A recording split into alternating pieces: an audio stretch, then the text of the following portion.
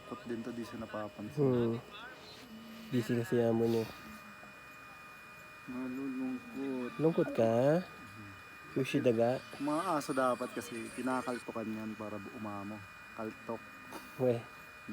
Diba? Ngumiti. Isa pa nga, kaltok.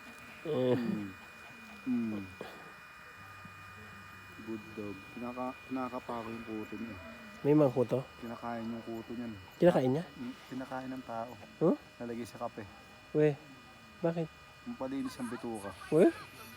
Di mo alam yun? Hindi ko alam. Putang galang iloloko mo ako. Putang galang ka.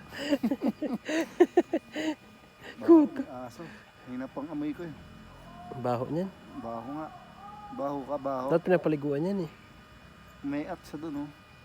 Tumae siya. Hoy, natuwa ka. Ay! Ang pangit. Sabi yung pinakabubong aso daw, Shih Tzu. Sabi. Bobo daw. Bobo ka ba? Kilala ka na niya na. Gusto niya yung mga ganyan.